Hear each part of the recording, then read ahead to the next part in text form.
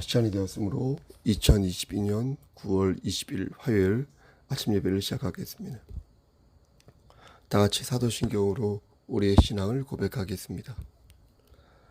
전능하사 천지를 만드신 하나님 아버지를 내가 믿사오며 그 외아들 우리 주 예수 그리스도를 믿사오니 이는 성령으로 잉태하사 동정녀 마리아에게 나시고 본디오 빌라도에게 고난을 받으사 십자가에 못 박혀 죽으시고 장사한 지 사흘 만에 죽은 자 가운데에서 다시 살아나시며 하늘에 오르사 전능하신 하나님 우편에 앉아 계시다가 저리로서 산 자와 죽은 자를 심판하러 오시니이다.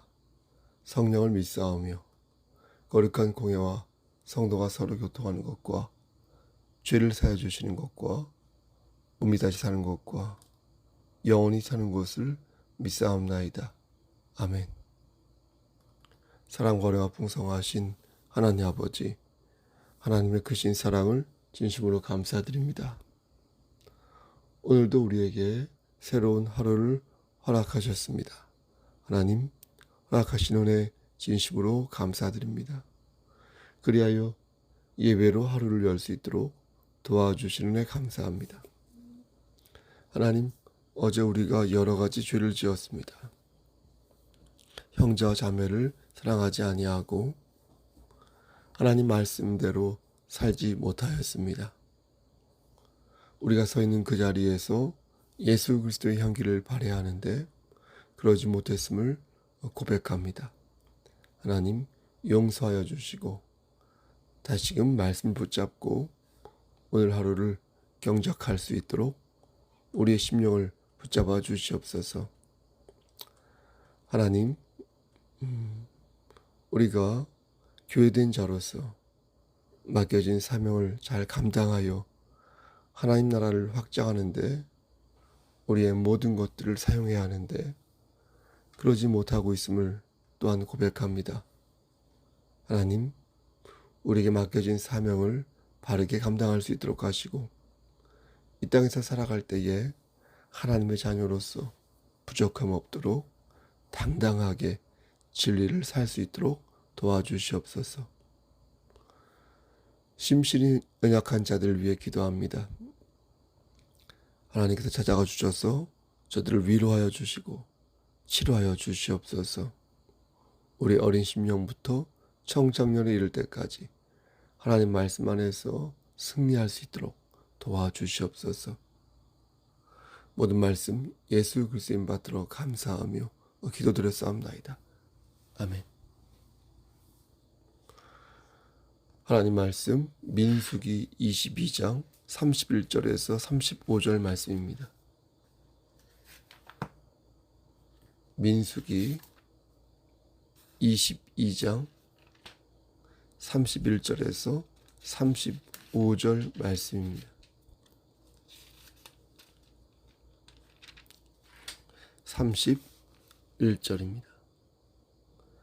그때 여호와께서 발람의 눈을 밝히시매 여호와의 사자가 손에 칼을 빼들고 길게 선 것을 그가 보고 머리를 숙이고 엎드리니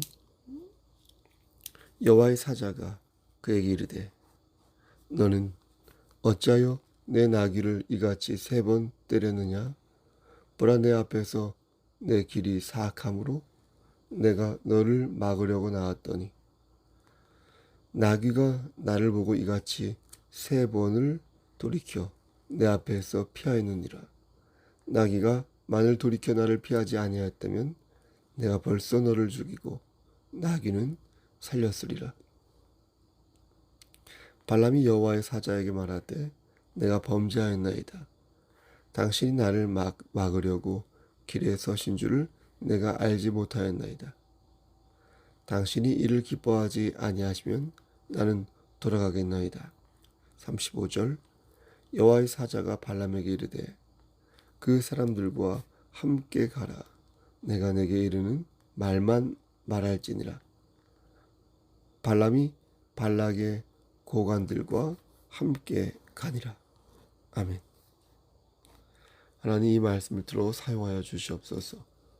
예수님의 이름으로 기도합니다. 아멘. 오늘 본문에는 이름이 비슷한 사람이 2명 나옵니다. 아시겠죠? 한 사람은 발락이고 또 한 사람은 발람입니다. 두 이름 모두 별로 안 좋은 뜻을 가지고 있습니다. 발락은 멸망시키는 자라는 뜻을 가지고 있고요. 발람은 사람을 잡아먹는 자라는 뜻을 가지고 있습니다. 예전에도 한번 말씀드렸는데 발락의 뜻을 외울 때 좀 더러운 얘기지만 발가락에 무좀을 박멸시키자라고 해서 발락을 박멸시켜야 하는 자, 그리고 발람은 사람을 발라먹듯 하는 자라고 해서 발람을 사람을 잡아먹는 자라고 외웠었습니다. 여러분은 이 2개의 무시무시한 이름 중에서 어떤 이름이 더 안 좋게 느껴지십니까? 저는 개인적으로 사람을 잡아먹는 자라는 뜻을 가진 발람이 더 흉악하게 느껴집니다. 왜냐하면 발람이라는 사람은 하나님을 믿는 선지자이기 때문에 그가 악을 행할 때 사람들에게 미치는 영향이 더 크다고 보기 때문입니다. 물론 학자마다 발람을 다르게 해석하는 사람도 있습니다. 하지만 확실히 말씀드릴 수 있는 것은 발람이 하나님과 소통하긴 하였으나 진정한 선지자는 아니었다는 것입니다. 발람은 모압 왕에게 고용된 후에 하나님을 배신하는 일에 앞장섰습니다. 하나님이 하지 말라고 하셨는데 끝까지 이스라엘을 저주하면서 이스라엘을 흔들어 놓았습니다. 이러한 차원에서 볼 때 저는 발람이 더 악랄하고 교활한 사람처럼 느껴지는 것입니다. 다행히 하나님께서는 발람 선지자가 저주를 퍼부을 때마다 그것을 어떻게 하십니까? 축복으로 바꾸셨습니다. 그러니까 하나님께서는 이스라엘 백성들을 위해 일종의 이렇게 바리케이드를 치신 것입니다. 하지만 이스라엘 백성들은 어떻게 하였습니까? 끝까지 죄를 지었고 결국 시딤에서 바알보를 숭배하면서 모압의 여사제들과 부정한 관계를 맺기까지 하였습니다. 그리고 이 죄로 인하여서 말씀을 전했는데요. 24,000명이 하나님의 심판을 받아 죽고 맙니다. 그럼 발람은 그 뒤로 어떻게 되었을까요? 민수기 31장 8절 말씀을 보니까 그는 이스라엘 군대에 의해 죽임을 당합니다. 물질의 노예가 되어 하나님의 백성을 타락시켰던 그는 비참하게 최후를 맞이한 것입니다. 그는 하나님의 능력을 체험하고도 무력에 눈이 어두워 이스라엘을 멸망시킬 사악한 꾀를 제공하였고 결국 하나님의 공의로운 심판을 받게 된 것입니다. 이번에는 냄새라는 발락에 대해 말씀드리겠습니다. 모압 왕이었던 발락은 이스라엘 군대가 무서웠습니다. 저들의 중심에 하나님이 계시다는 것을 알았기에 발락은 이스라엘 백성들을 하나님으로부터 멀어지게 만들어야겠다고 생각했습니다. 그가 세운 계략은 하나님의 사람을 이용하여 하나님의 뜻을 왜곡하는 것이었습니다. 그래서 발락은 발람을 이용하여 이스라엘을 저주하기도 하였습니다.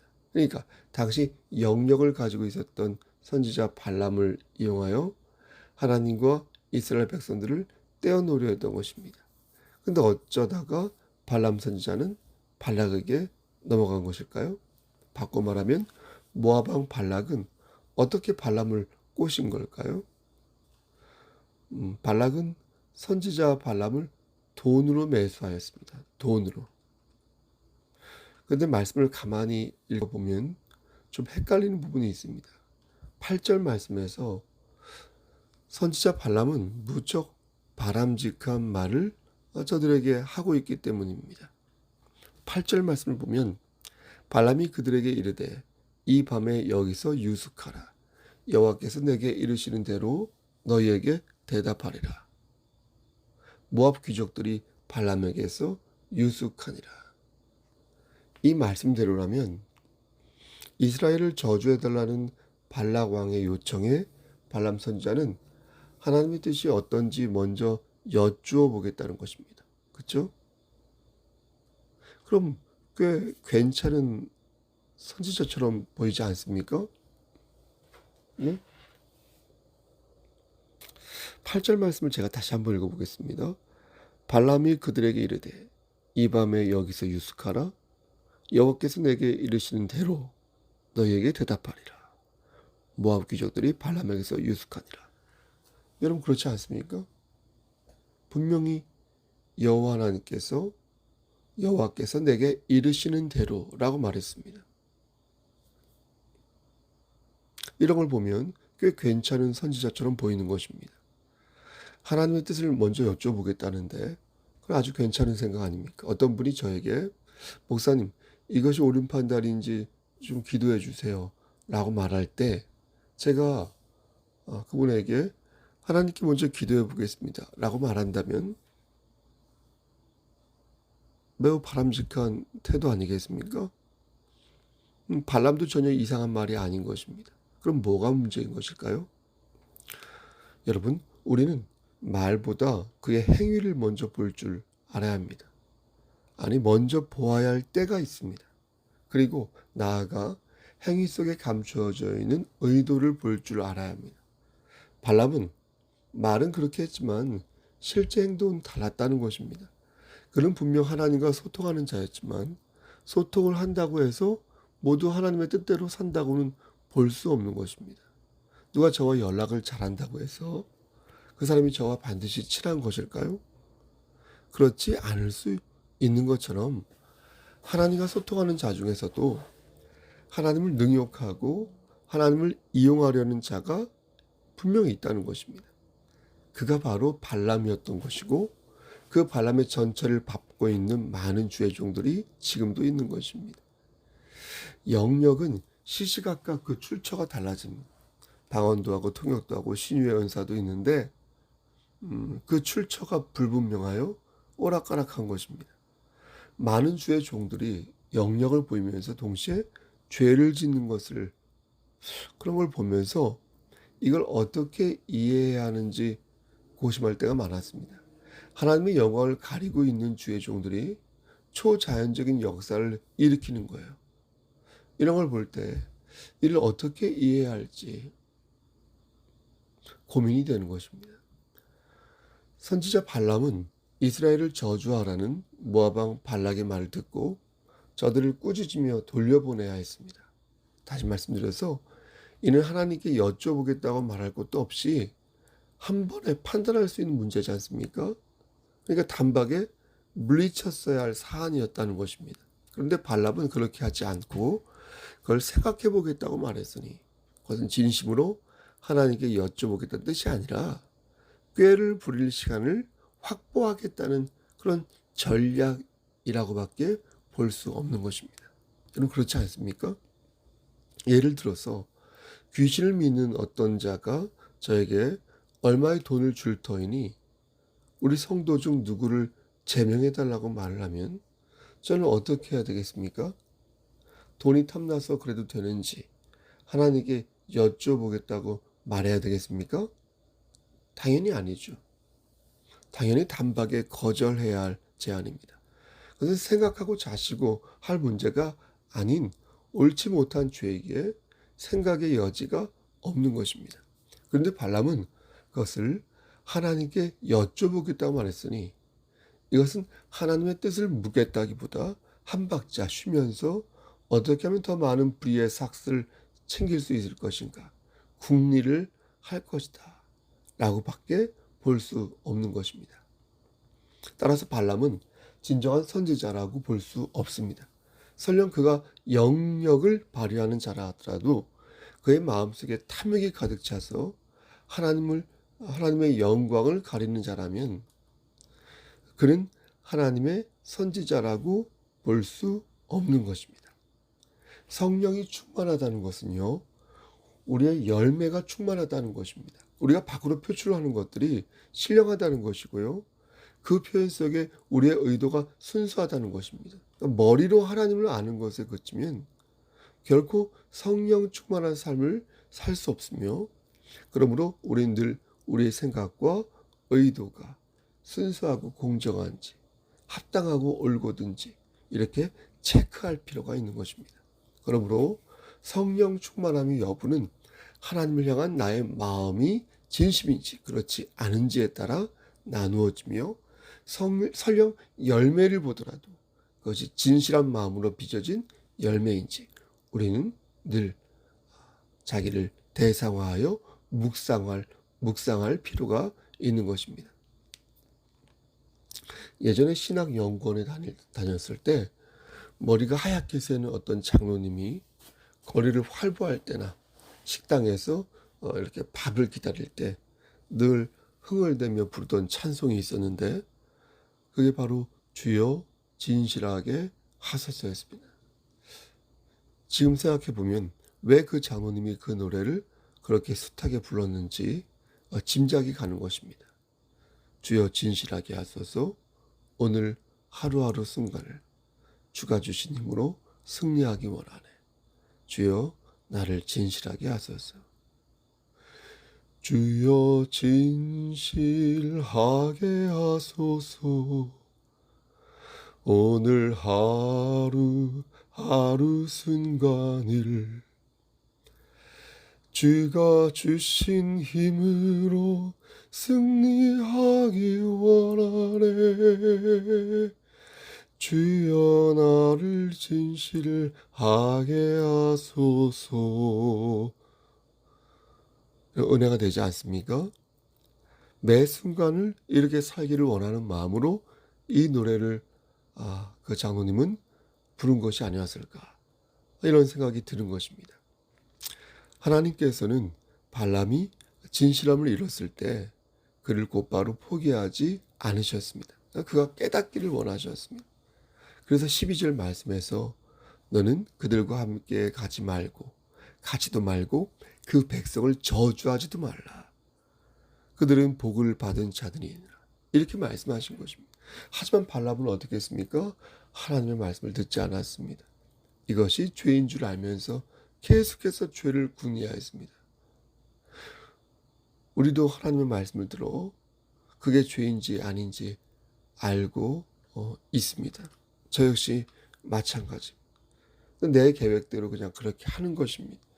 그때 우리를 돕는 악한 세력이 등장하여 우리의 계획에 탄력이 붙고, 그래서 생각하기를, 내가 내 뜻대로 하기를 야 잘한 것 같다 이렇게 말하는 것입니다.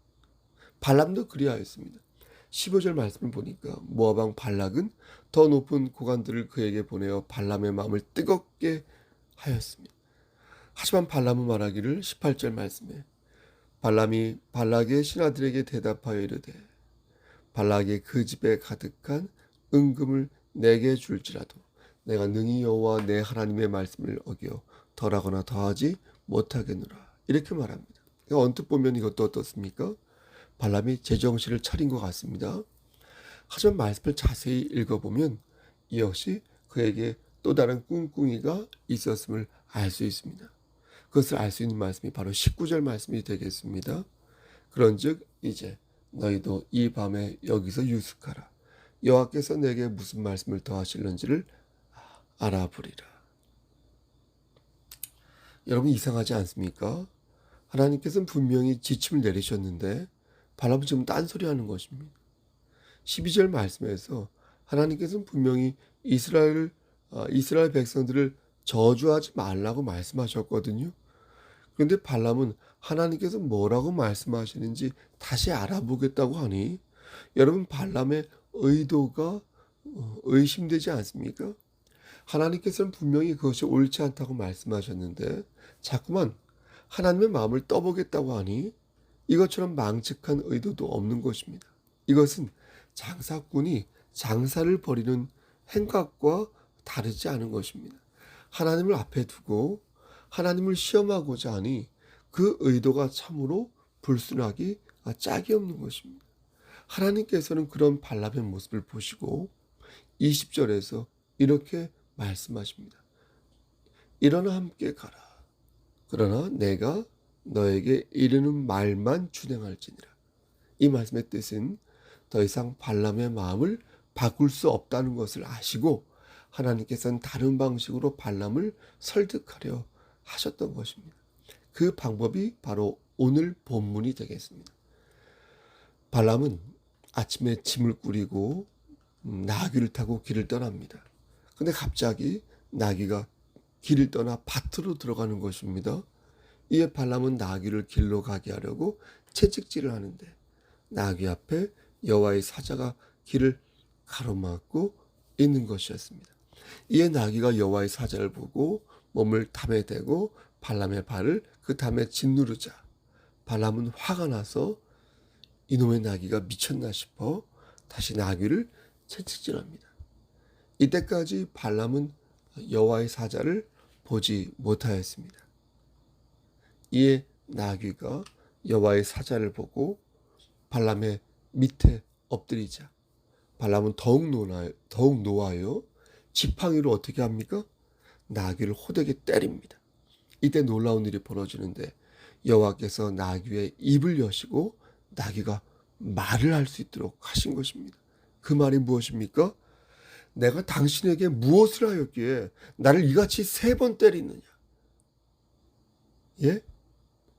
이에 발람은 깜짝 놀랐고 나귀에게 야, 네가 나를 거역하였기 때문이니 내 손에 칼이 있었다면 곧 너를 죽였으리라. 이렇게 말합니다. 발람의 말을 들은 나귀는 나는 당신이 오늘까지 당신의 일생 동안 탄 나귀가 아니냐. 내가 언제 당신에게 이같이 하는 버릇이 있었더냐. 말하되 없었느니라. 라고 30절에서 말합니다. 그때 하나님께서 발람의 눈을 밝히심에 여호와의 사자가 손에 칼을 빼들고 길에 선 것을 보게 하십니다. 그때 여호와의 사자가 발람에게 이르되 너는 어찌하여 내 나귀를 이같이 3번 때렸느냐? 라고 하셨고 나를 피하지 아니하였다면 내가 벌써 너를 죽이고 나귀는 살렸으리라. 라고 말합니다. 이에 발람은 여호와의 사자에게 잘못을 빌지만 이번에도 그의 회개는 진실한 회개였겠습니까? 아니었습니다. 그가 이어서 보여준 모습을 볼 때 그는 당장의 위기를 모면하기 위해 잘못을 비는 척했을 뿐이었습니다. 사실 발람이 길을 떠난 것 자체는 문제가 없었습니다. 왜냐하면 그것은 하나님께서 허락하신 것이니까요. 그럼 뭐가 문제였냐면 하나님께서 발람을 보고 진노하신 이유는 그의 마음을 보셨기 때문입니다. 발람의 마음에는 재물을 얻고자 하는 탐욕이 들어있었다는 거예요. 그는 하나님이 가라고 할 때 마음속으로 쾌재를 올렸어요. 그는 모압왕 발락이 주겠다는 재물에 눈이 멀어 있었는데 하나님께서 가라고 하시니까 얼씨구나 좋다 하고 갔던 것입니다. 그래서 하나님께서는 발람이 길을 떠나서 진노하신 것이 아니라 발람의 마음을 보시고 발람에게 진노하신 것입니다. 여러분 지금도 우리의 마음을 보시고 우리가 어떤 마음으로 하나님을 섬기고 있는지 지금 예배를 드리는지 불꽃 같은 눈으로 지켜보고 계시지 않습니까? 사랑하는 성도 여러분, 그렇다면 오늘 본문이 우리에게 주는 메시지가 무엇이겠습니까? 왜 하나님께서는 이 말씀을 저로 하여금 여러분들에게 전하게 하신 것일까요? 사랑하는 송석교회 성도 여러분, 우리 경천노회 목사님들, 하나님께서는 우리의 마음을 보십니다. 우리의 마음이 진실한지, 순수한지, 합당한지, 우리의 의도와 우리의 속셈과 우리의 전략을 보십니다. 그리고 겉으로 순종하는 척하는 사람에게 여러 번 기회를 주시겠죠. 하지만 결국 끝까지 그가 달라지지 않으면 어떻게 하신다? 심판하신다. 종국적으로 심판하십니다. 말로는 하나님을 섬긴다고 말하지만 자신의 탐욕을 쫓아가는 자에게 여러 번 기회를 주시지만 달라지지 않을 경우 심판하신다. 이것이 바로 오늘 본문이 우리에게 주는 메시지라 하겠습니다. 말씀 마치겠습니다. 여러분, 발람은 어떤 사람이었습니까? 베드로후서 2장 15절 말씀을 보면 발람을 가리켜 불의의 삭슬 사랑한 사람. 다시요. 불의의 삭슬 사랑한 사람. 이라고 말씀합니다. 불의의 삭시 무엇입니까? 그것은 자신의 욕망을 위해 하나님을 버리는 것, 나의 욕망을 위해 하나님이 하지 말라는 것을 하는 것, 선악을 알게 하는 나무의 열매를 먹으면 반드시 죽으리라 말씀하셨는데 마귀는 그렇지 않다고 말하였고 우리는 그 말을 수용하여 하나님을 배신하였습니다. 하나님은 죽을 것이라고 말했는데 마귀는 죽지 않을 것이다 이렇게 말하였고, 그런데 우리는 하나님을 제치고 마귀를 덥석 끌어안은 것입니다. 죽나 안 죽나, 죽나 안 죽나 머뭇거리다가 마귀가 던져놓은 미끼를 덥석 물고 죽어가는 패착을 범하고 만 것입니다. 여러분, 지금도 발람이 있습니다. 자신의 탐심을 채우는 데만 관심 있는 주의 종들이 있습니다. 하나님의 영광을 생각하지 않고 자신의 이익만을 챙기려는 주의 종들이 있습니다. 그리고 많은 교회들이 있습니다. 이 모든 것이 불의의 삭을 추구하는 이름을 우리는 잊지 말아야 할 것입니다. 사랑하는 성도 여러분, 우리가 할 수 있는 것은 오직 하나, 다시 하나님을 의지하는 것입니다. 지금도 우리의 마음을 보시는 하나님을 의식하여 불의의 삭을 버리고 혼미해진 정신을 가다듬고 다시 하나님의 말씀을 붙잡는 것입니다. 발람의 전철을 밟지 마시고 하나님의 신실한 종으로 끝까지 남으시기를 우리를 죄에서 구속하여 주신 주님의 이름 받들어 간절히 축원합니다. 아멘. 이제는 우리를 죄에서 구속하여 주신 우리 구주 예수 그리스도의 은혜와 아버지 하나님의 만극하신 그 사랑하심과 성령 하나님의 교통하시고 인도하시는 모든 역사하심이 하나님 말씀 안에서 발람의 전체를 밟지 않고 하나님의 신실한 종으로 끝까지 살아남기를 소원하는 여기 모인 성도와 그들의 가정과 이 제단과 이 나라 위에 하나님의 사랑하심이 세세토록 함께 계실지어다. 아멘. 예배를 마쳤습니다.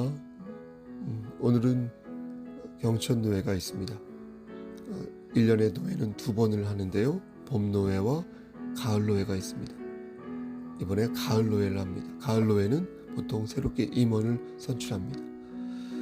현재 제가 노회장인데 올해는 다른 분들이 꼭 하였으면 좋겠습니다. 다른 분이 꼭 하였으면 좋겠습니다. 여러분, 무슨 일 있으면 연락 주시고요. 기도할 제목이 있으면 카톡으로 문자로 말씀해 주시길 바랍니다. 여러분, 오늘 하루도 승리하십시오. 샬롬.